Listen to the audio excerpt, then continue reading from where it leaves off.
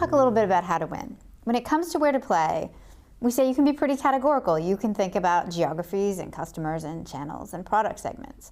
But when it comes to how to win, it's a little bit more complicated. It's how to win given your specific where to play choice. And so you're really thinking about ways of thinking of competitive advantage, ways of creating competitive advantage. And that can feel a little daunting to people. How do you think about it?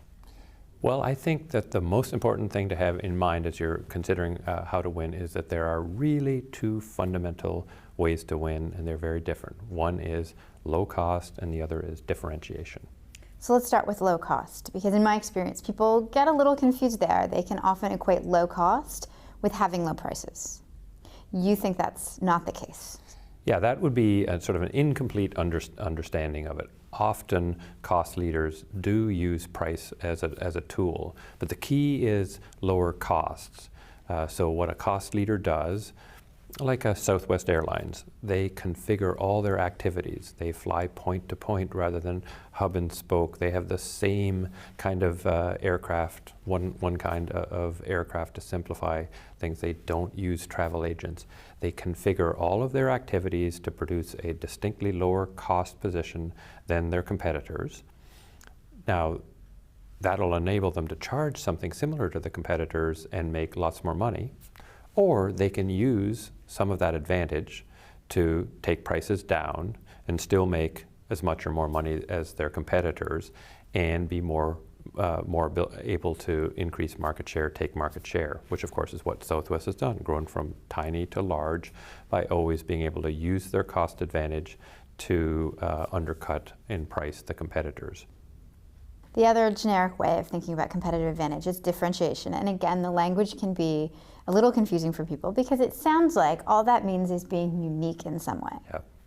No, I think that's right. If people say differentiation equals difference. Yes, differentiators are different. They are unique, but it's a uniqueness of a certain sort.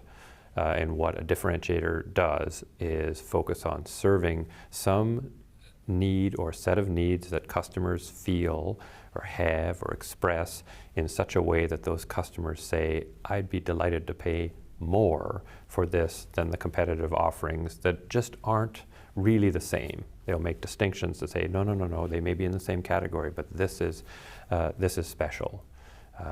And they'll reward that with a price premium. And Starbucks would be a classic differentiator. We used to think it was fine to pay $1 for a cup of coffee. Not anymore. You've got to pay $5 for a special cup of coffee in a special environment. And that would be a classic differentiator.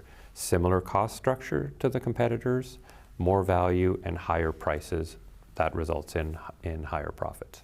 And people will often say, so tell me, which one is better? Is it better to be the cost leader? Is it better to be the differentiator? How do you think about that?